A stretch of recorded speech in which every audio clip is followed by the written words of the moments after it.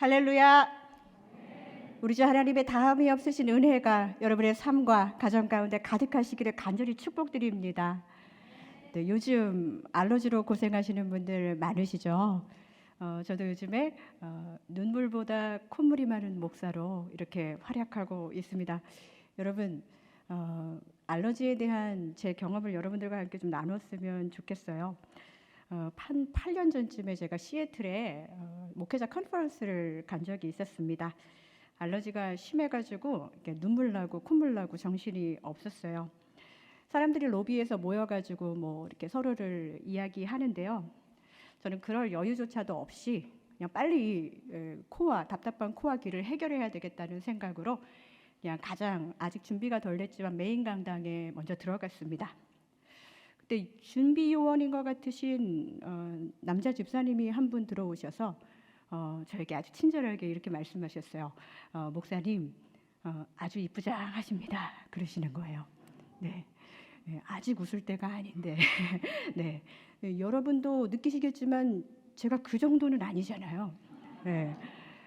그런데 이제 제가 이 얘기를 듣고 소화하기가 어려웠지만 그래도 제가 지금 귀와 코가 막혀 있으니까 다시 자리에 앉으려고 했을 때 더 상냥하고 더 부드럽게 그 남자분이 저한테 오셔가지고 목사님 아주 이쁘장하십니다 그러시는 거예요. 이제는 조금 무서워지기까지 했습니다. 이제 생전 들어보지 않았는데 웨스트코스트에는 저 같은 얼굴이 어필하나? 뭐 이런 생각도 하면서 그런데 제가 그동안 다년간에 쌓았던 이 교역자 경험으로 이 매너를 가지고 별 말씀을요 감사합니다 하고 자리에 앉으려고 했었어요. 그런데 그때 이분이 또 한 번 더 똑같은 이야기를 하는데 그때 이제 제 막혔던 귀와 코가 뚫리면서 목사님 아주 이쁘장하십니다라는 그 말이 목사님 아직 입장 아니십니다 이 말이었다는 것을 알게 되었습니다. 네, 저는 제가 제법 눈치가 빠르다고 생각했는데 나가달라는 말을 이쁘다는 말로 착각하고 있었어요. 여러분, 제가 이 알러지를 통해서 어떤 생각을 들었냐면 우리의 눈과 귀가 어렴풋하게 이렇게 막혀 있잖아요. 그러면 그 소리에 의지하는 것보다는 이런 얘기겠지 하면서 내 나름대로 해석하고 또 생각하는 그런 탁월한 능력의 소지자가 저일 수 있고 또 여러분일 수 있다라는 겁니다. 특히 예배를 드릴 때, 또 말씀을 대할 때 우리한테는 생각보다 알러지 반응이 있는 주제들이 있어요. 또 죄 얘기야? 또 회개 얘기야? 또 순종하래? 뭐 이번에는 뭐 드리래? 물질, 시간, 노력?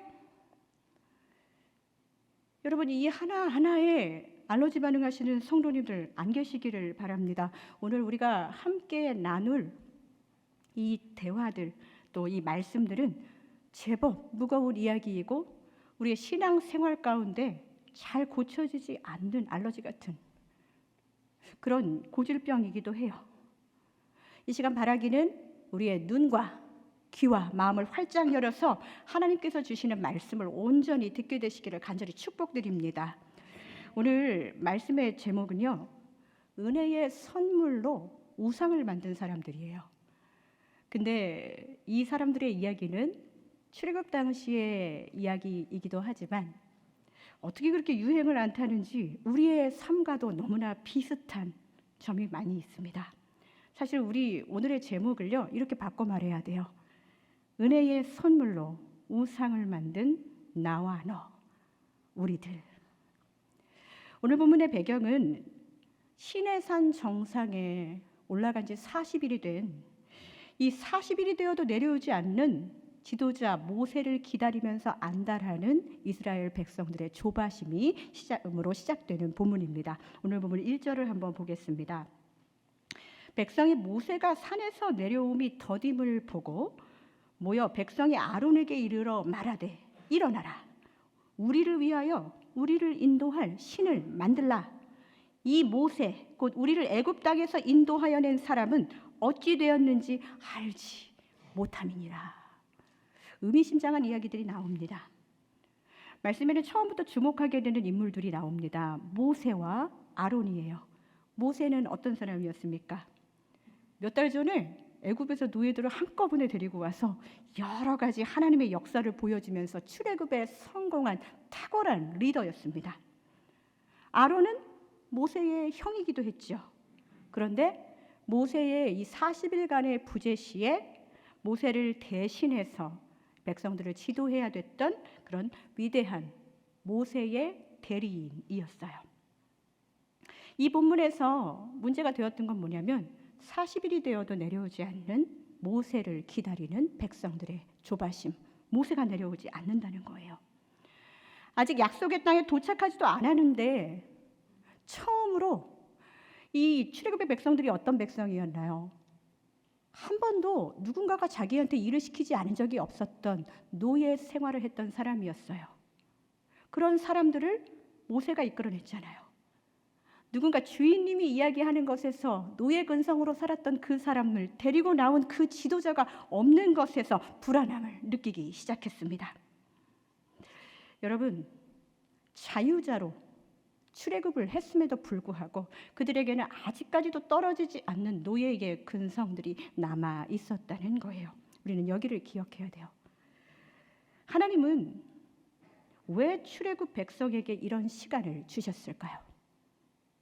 즉 모세가 없는 시간, 모세의 내려옴이 더뎌서 기다리는 시간, 아직 완전한 자유인으로 살 능력도 없는 대리인 아론과 그리고 이스라엘 백성들에게 왜 이런 기다림의 시간을 주셨는지 오늘 우리 말씀을 통해서 우리는 바라봐야 될 것입니다.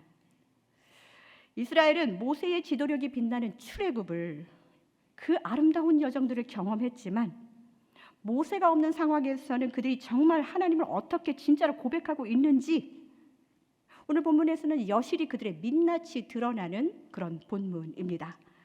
모세가 시내산에서 받은 계명 중에 여러분 두 번째 계명, 10계명의 두 번째 계명이 뭐죠? 출애굽기 20장 4절을 보겠습니다. 거기에는 너를 위하여 새긴 우상을 만들지 말라. 하나님께서 말씀하셨어요. 누구를 위하여? 너를 위하여 새긴 우상을 만들지 말라. 이것이 하나님의 백성들에게 품고 계신 마음이었고 소망이었습니다. 그런데 오늘 본문 출애굽기 32장 1절은 이 출애굽 10계명과는 전혀 다른 일이 일어나죠. 32장 1절을 한번 볼까요? 큰 글씨를 보면 우리를 위하여 우리를 인도할 신을 만들라. 하나님과는 전혀 다른 이야기를 하고 있습니다. 하나님의 마음과 백성의 마음이 전혀 다르게 움직이고 있다는 거예요. 한 번도 애굽을 떠나서 자유인으로 살아본 적이 없었던 이 백성들에게 자신을 인도해주는 눈에 보이는 사람이 중요했어요.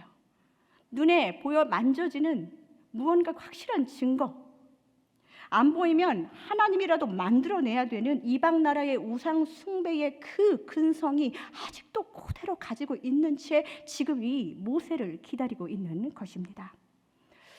성도 여러분, 왜 예나 지금이나 우리는 하나님의 뜻을 이렇게 기다리는 것이 어렵고 조바심이 나는 것일까요? 왜냐하면 우리는 미래를 궁금해하기 때문이에요. 우리의 미래에 대한 생각들이 정말 하나님 안에서 하는 생각인지를 이 0점 조준을 다시 맞춰봐야 된다는 것이죠. 우리는 하나님께 우리의 미래를 위해서 준비하면서 많이 기도합니다. 공부할 때는 좋은 성적과 좋은 학교를 위해서, 또 그렇게 하다가 좋은 직장을 얻고, 이 모든 것들이 기도의 제목이지요. 그리고 직장 얻으면 가정 얻고, 가정 얻으면 하고, 애 낳고, 뭐 하고 우리는 죽을 때까지, 우리의 삶이 마감될 때까지 우리의 삶 전체는 미래를 생각하지 않는 순간이 없고, 그래서 그 기도가 하나님께 올려드리는 대부분의 기도가 될 때가 많이 있습니다. 그런데도 기도하는데 무언가 확실해 보이는 미래가 없는 거예요. 그래서 조바심이 납니다. 하나님과 함께하는 미래보다는 내 미래를 위해서 하나님은 기도할 때 좀 도와주시고, 그 다음에 내가 사는 세상, 거기에는 하나님과 함께하는 그림보다는 내가 어떻게 살 것인가에 대해서 고민을 더 많이 하죠. 하나님이 계획하신 내가 잘 모르겠는 미지의 세계보다 내가 짜놓은 인생 설계가 더 확실하다는 생각이 우리 안에 들 때가 많아요. 그래서 기도하다가 기다리다가 지치면 내 스스로가 무언가를 해보려고 노력하다가 하나님이 이 세상을 위해서 살라고 주신 은혜의 선물들 있잖아요. 나의 재능, 나의 물질, 나의 지혜, 나의 가정, 나의 자녀, 나의 일터, 이 모든 것들이 처음에는 은혜의 선물로 감사히 여겼는데 이것에 집착하고 몰두하면서 이것은 어느덧 은혜를 생각하고 하나님을 생각하는 게 아니라 내가 신이 되고 나의 우상이 되어서 하나님보다 더 많이 생각하는 존재가 되어 버렸을지도 몰라요. 여러분 인생에 그런 것이 있다면 오늘 하나님 앞에 다시 하나님의 은혜의 선물이 우상으로 바뀌어진 것 다시 은혜의 선물로 회복시키는 은혜가 있기를 간절히 축복드립니다. 모세를 기다리던 아론과 출애굽 백성들도 그랬어요. 혹시 모세가 안 내려오면 하나님만 의지해서 약속의 땅에 들어간다는 그런 생각은 본문 어디에도 나타나지 않습니다. 모세가 없으면 그들에게는 하나님도 잘 느껴지지 않았던 것 같아요. 차라리 모세가 그렇게 하나님의 사자 역할을 했기 때문에 모세가 없으면 하나님의 사자를 대신하는 우상이라도 만들어서 그냥 만들어내라는 거예요. 눈에 보이는 증거, 홍해 갈라지고 부름기둥과 불기둥 이런 거 막 보면서 하나님의 퍼포먼스를 봐야 내 불안함이 없어지겠다. 그렇게 기도하는 그 옛날의 출애굽 백성이나 우리나 별반 다를 것이 없다는 것이죠. 그때 대리인으로서의 아론은 생각보다 주저하지 않아요. 눈에 보이는 것 중에 그들의 귀에 걸려있는 것들을 갖고 오라고 이야기합니다. 뭐 그렇게 출애굽 여정 속에서도 그렇게 금장국식 뭐 이렇게 장신구 같은 거 귀에다 대롱대롱 메고 다닐까 우리 이해되지 않지요. 그러나 지금 그들의 귀에 있는 것은 하나님의 특별한 선물이라는 것이 출애굽기 3장 21절과 22절에 나타나 있습니다. 제가 한번 읽어볼게요. 내가 애굽 사람으로 이 백성에게 은혜를 입히게 할지라 너희가 나갈 때에 빈손으로 가지 아니하리니 이게 하나님의 마음이에요. 출애굽할 때 그들을 빈손으로 가지 않게 하겠다는 하나님의 분명한 목적을 가지고 22절입니다. 여인들은 모두 그 이웃 사람과 또 자기 집에 거류하는 여인들에게 폐물과 금폐물, 의복을 구하여서 어떻게 해요? 너희는 애굽 사람들의 물품을 취하리라. 이게 하나님의 마음이었어요. 은혜의 선물이고 은혜의 증거였습니다. 아론은 그걸 지금 빼서 송아지를 만들려고 하는 거예요.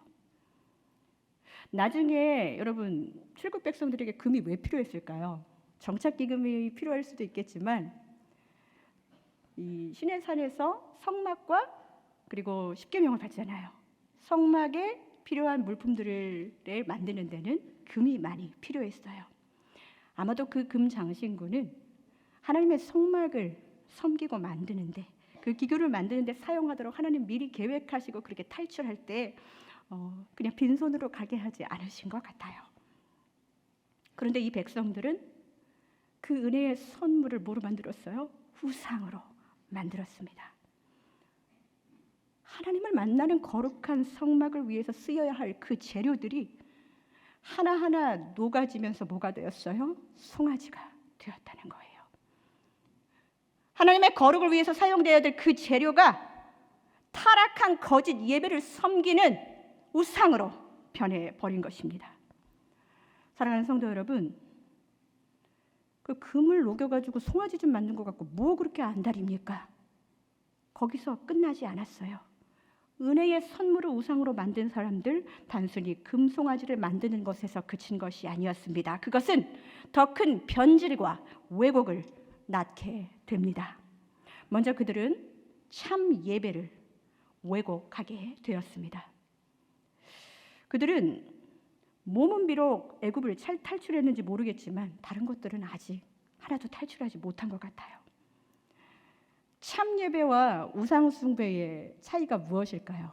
여러 가지가 있겠지만 참 예배와 우상 숭배의 차이는 예배의 대상이겠죠. 저를 한번 따라해 볼까요? 누가 예배의 주인인가?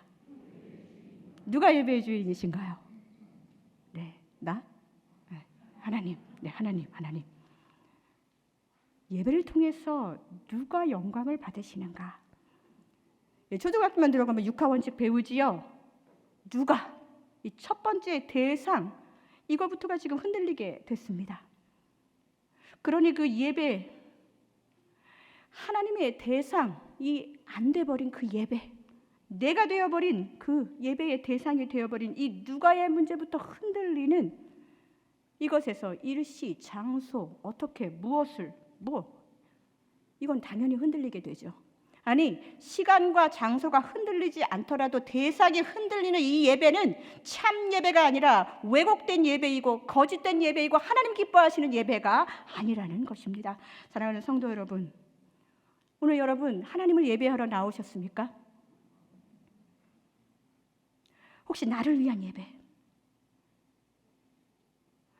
나를 위해서 일해주시는 하나님, 나를 위한 신을 경험하는 예배, 기다리지 않아도, 아니 예배까지는 예배는 부담스러우니까 기다리지 않아도 그냥 금방금방 만들어주는, 나를 채워주는 인스턴트 신, 우상, 하나님의 임재가 없어도 내가 만족스러우면 다 되는 그 예배, 죄가 그냥 노예 근성으로 애굽의 그 노예 근성이 달라붙어가지고 떨어지지 않는 것처럼 죄의 본성이 떨어지지 않는 나를 그냥 계속 내버려두면서 회개를 하지 않는, 회개 없는 예배, 이 모든 것이 하나님 기뻐하시는 예배가 아니라는 것입니다. 참 예배가 왜곡됐고 그것은 거짓 예배라는 것입니다.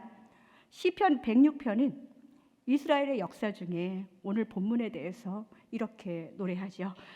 시편 106편 19절을 보겠습니다. 그들이 호렙은 시내산을 말합니다. 송아지를 만들고 부어 만든 우상을 경배하며 20절 자기 영광을 풀먹는 소의 형상으로 바꾸었도다. 하나님의 영광을 풀먹는 소의 형상으로 바꾸었도다. 21절입니다. 애굽에서 큰 일을 행하신 그의 구원자 하나님을 그들이 어떻게 했다고요? 잊었나니. 시편 기자는 우상을 경배한 이 참 예배를 왜곡한 사람들을, 우리가 가진 것 모든 것을 다 발휘해도 담을 수 없는 하나님 나라의 그 영광, 하나님의 영광,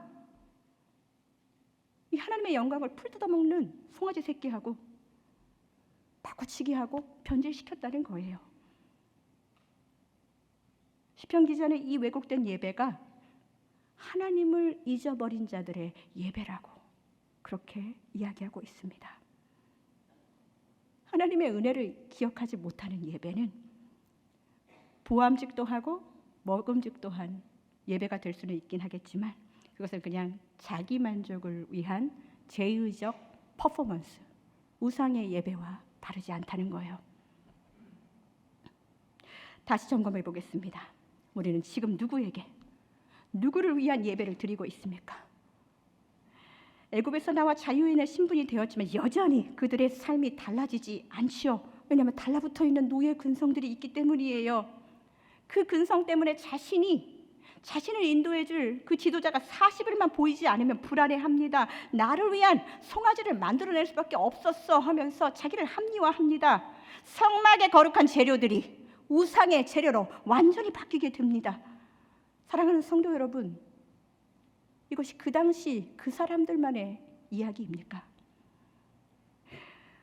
우리는 예수 그리스도로 말미암아 죄에 대하여 완전한 자유를 얻은 자유인인 줄로 믿습니다. 여러분 이것을 믿으십니까? 믿죠. 그런데 우리가 왜 회개해야 되죠? 딱 달라붙어 있어서 여전히 떨어지지 않은 죄의 본성을 우리가 갖고 충분히 죄짓기 가장 좋은 그런 조건들로 우리가 지금 살아가고 있다는 거예요. 죄의 노예로 살았던 근성을, 이 노예의 근성들, 죄된 이 죄인의 근성들이 하나님을 바라보기, 하나님을 신뢰하기, 하나님을 예배하기, 하나님을 기다리기를 막고 있다는 것입니다. 왜 우리의 예배가 정말 하나님이 기뻐하시는 예배가 되기를 기도해야 되는 이유, 그 안에 왜 회개를 해야 되는지 그 이유가 고스란히 담겨져 있는 본문이에요. 참 예배에는 내 안에 있는 떨어지지 않는 애굽의 잔재들, 죄된 본성을 회개하는 이 거룩의 회복이 필요합니다. 사랑하는 성도 여러분, 하나님이 내게 주신 지금 은혜의 선물들을 한번 돌아보세요. 건강과 재능, 가정과 일터, 하나님을 만나는 성막의 재료로 쓰이고 있습니까? 아니면 이 세상에서 믿지 않는 사람들과, 아니 그보다 더 더한 우상이 되어버린 그 은혜의 선물들은 없습니까? 우리에게 주신 은혜의 선물이 송아지로 변질되지 않도록 하나님의 영광을 위해서 다시 되돌려주는 은혜가 있기를 간절히 축복드립니다. 여러분, 이제 두 번째, 이 은혜의 선물로 우상을 만든 이 참 예배가 왜곡된 사람들은 그냥 하나님께 정죄를 받아서 마땅한 사람들이에요. 아니, 송아지 좀 만들었다고 뭐 그렇게 그게 죄가 됩니까? 하나님은 그게 죄가 된다고 하셔요. 목사님, 그런데 그 사람들 하나님을 완전히 잊어버리진 않은 것 같은데요? 네, 맞습니다. 그렇다면 광야 생활에 이 정도 신앙생활은 선방한 거 아닌가요? 우리의 신앙생활을 합리화하다 보면 이런 질문이 나올 수밖에 없어요. 오늘 본문 5절과 6절 한번 보겠습니다.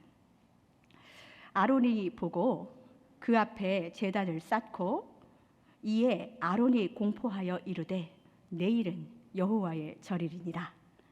우상을 만들어 놓고 지금 내일은 여호와의 절일이니라 하는 거예요. 그 다음 6절입니다. 이튿날에 그들이 일찍이 일어나 번제를 드리며 화목제를 드리고 백성이 앉아서 먹고 마시며 일어나서 어떻게 했다고요? 뛰놀더라.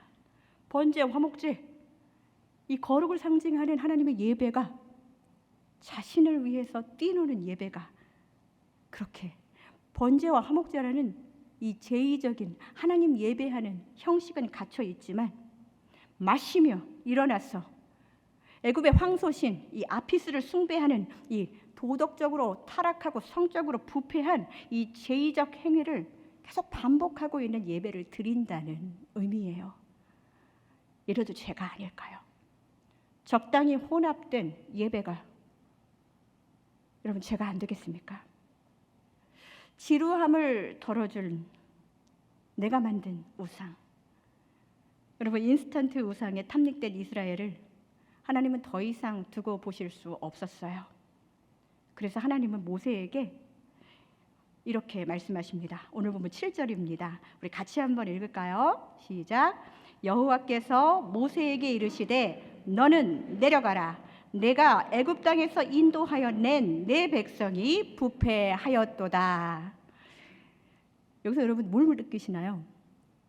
지금 하나님이 삐지신 거예요. 하나님 말씀에 뼈가 있습니다. 하나님은 모세에게 십계명을 주시기 위해 그를 불렀을 때 뭐라고 하셨어요?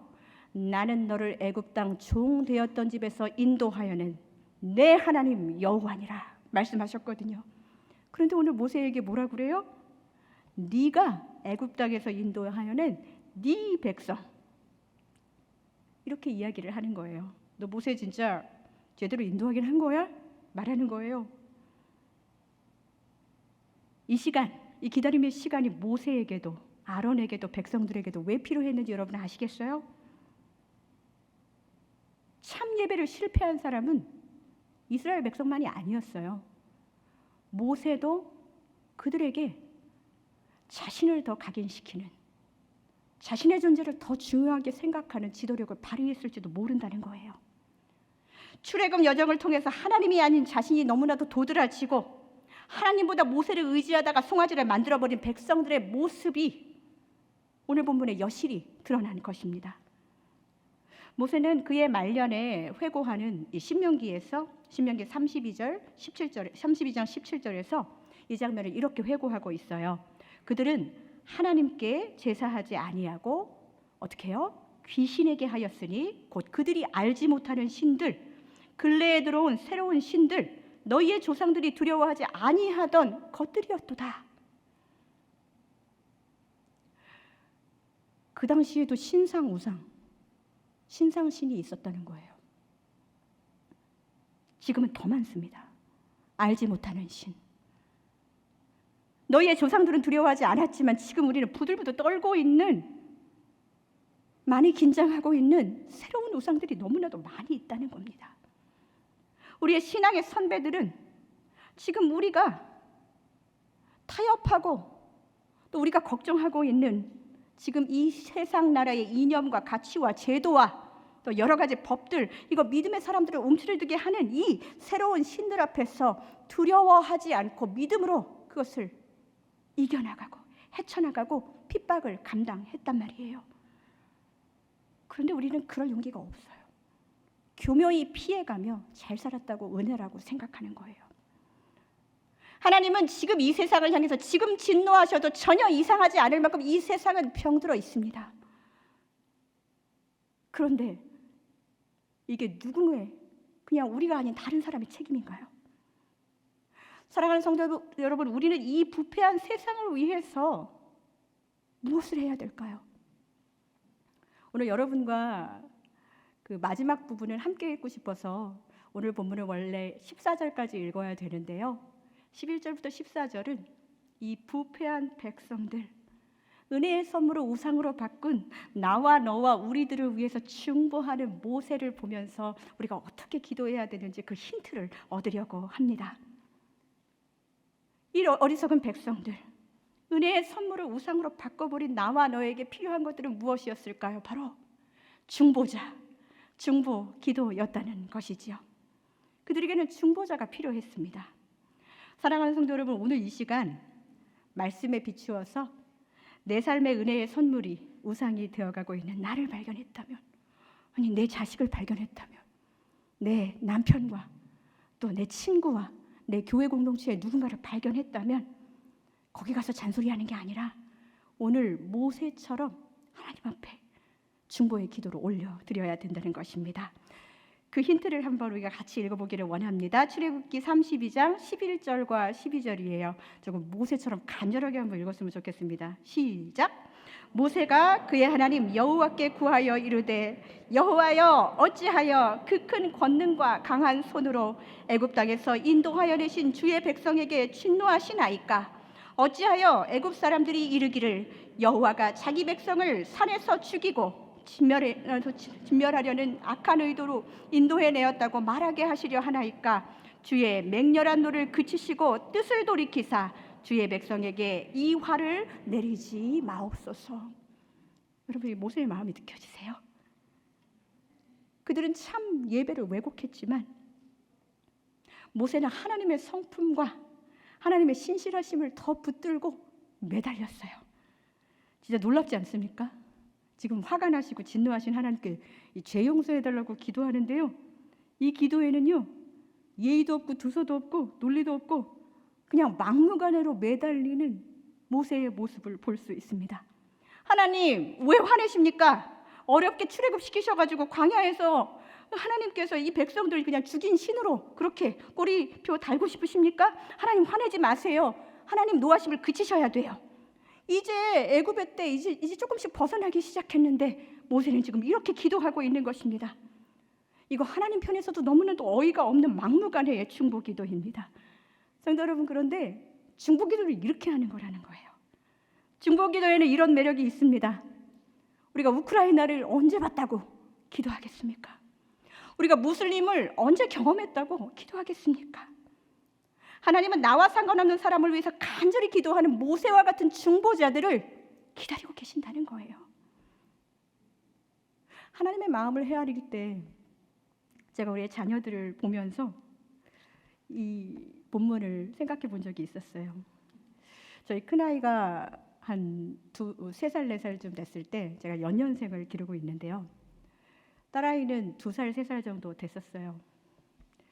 근데 뭐가 그렇게 2살 먹은 애가 한이 많은지 오빠를 보면 자꾸 얼굴을 핥히는 거예요.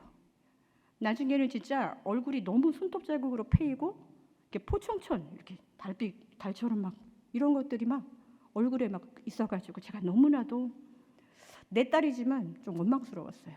안 되겠다.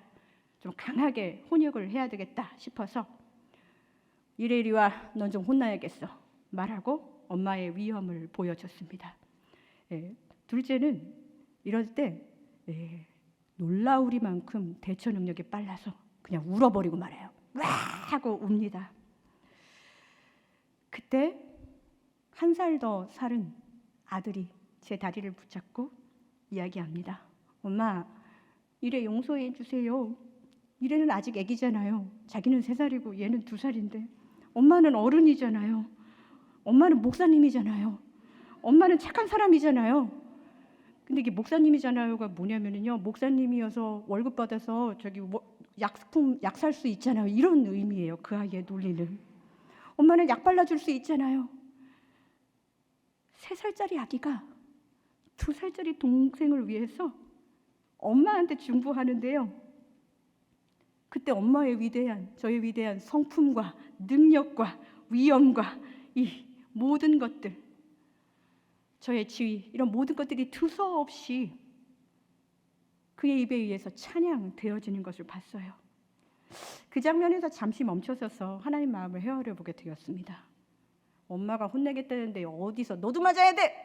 이런 엄마 별로 없을 거예요. 막무가내로 매달리는 그 자녀의 간절한 호소에 그들의 간청에 져버리기는 어려워요. 이게 하나님의 마음이었습니다. 그들은 정죄받아 마땅했지만 모세는 아이야, 아브라함, 이삭, 야곱 다 들먹이면서 하나님, 우리 조상과 약속하셨잖아요. 언약을 지키셔야죠. 걔네들이 안 지켰는데 그래도 지키셔야죠. 하나님은 섭섭하지 않으실 거 아니에요. 우리랑 다르시잖아요. 계속 하나님은 해주시는 분, 하나님은 용서하시는 분, 진노 중에도 긍휼을 베푸시는 분이라는 하나님의 성품과 언약을 기억하는 기도를 합니다. 그들은 은혜의 선물을 우상으로 만들었지만 모세의 중보 기도는 하나님 그냥 용서해 주시면 안 돼요? 그냥 막무가내로 용서해 주시면 안 돼요? 내가 너는 용서해 주고 너는 그냥 잘 살게 해줄 거야. 아니에요, 하나님. 모세는 출애굽기 32장 31절과 32절에 이런 고백을 합니다. 우리 이 고백까지 같이 읽었으면 좋겠어요. 시작. 모세가 여호와께로 다시 나아가 여짜오되 슬프도소이다. 이 백성이 자기들을 위하여 금신을 만들었사오니 큰 죄를 범하였나이다. 그러나 이제 그들의 죄를 사하시옵소서. 그렇지 아니하오면 원하건대 주께서 기록하신 책에서 내 이름을 지워버려 주옵소서. 무서운 얘기입니다. 모세는 하나님 편에 서가지고 딱 달라붙어서 쟤네들 보래요가 아니라 죄인들의 편에 서서 하나님께 간구하는 중보자가 되었어요. 내가 의로워서 내가 좀 더 나아서 중보자가 되는 게 아니에요. 또 나보다 잘나고 나보다 괜찮은 사람을 중보하는 자격이 내가 있을까? 충분히 있으십니다. 우리의 완전한 중보자 예수 그리스도께서 십자가를 지신 방법처럼 성도 여러분, 중보자는 우리 예수님의 십자가의 방법처럼 같이 그들 자리에서 그들과 함께 기도해야 된다는 거예요. 하나님은 우리에게 이것을 원하고 계십니다. 제가 일부 때는 이간증을 안 했는데요. 지난주에 91년을 죄의 사슬에 묶여있는 어머니를 위해서 정말 막무가내로 중보하고 기도했던 한 따님의 기도가 예수 그리스도를 죄를 나의 구주로 영접하는 그 역사가 우리 막무가내로 기도하시는 많은 중보자들, 우리 순장님들, 우리 전도대들 다 같이 가서 몇 년을 그분을 위해서 전도했는데 지난주에 영접하셨습니다. 할렐루야. 다음 주에 제가 가서 병상세례 같이 할 거예요. 떨어지지 않는 죄악의 사슬, 우리의 중보의 기도로 이 세상이, 죄된 세상이, 아파하는 이 세상이 죄악에 빠져 있어서 주님 모르는 영혼들이 하나님께로 돌아올 줄로 믿습니다. 사랑하는 성도 여러분, 하나님 기뻐하시는 중보자로 이 초대교회를 위해서 기도하고 이 세상을 위해서 기도하고 우리 우크라이나 아니 이 무슬림 막무가내로 하나님께 매달리면서 이루어질 것 같지 않은, 그래서 체념했던 모든 중보의 기도 제목들 다시 끄집어내어서 기도하며 응답받는 거룩한 역사가 우리 안에 이루어지기를 간절히 소망합니다. 함께 기도하겠습니다. 살아계신 아버지 하나님, 감사합니다. 우리에게 주신 은혜의 선물이 너무나도 많은데 그것을 거룩한 성막을 짓지 못하고 우상을 만들고 있었던 우리의 모습을 돌아보는 이 시간을 주셔서 감사합니다. 우리의 삶의 자리로 돌아가서 말씀이 기억되게 인도하여 주옵소서. 우리에게 우상이 되었던 것들 다시 끄집어내어서 하나님 자리에 되돌려 놓고 하나님의 은혜의 선물을 가지고 이 세상을 향해서 충보하는 우리 초대교회 모든 성도님들 되실 수 있도록 주님 한 사람 한 사람의 삶을 붙잡아 주시고 기도를 도와 주옵소서. 감사와 찬양을 올려드리며 예수님의 이름으로 기도합니다. 아멘.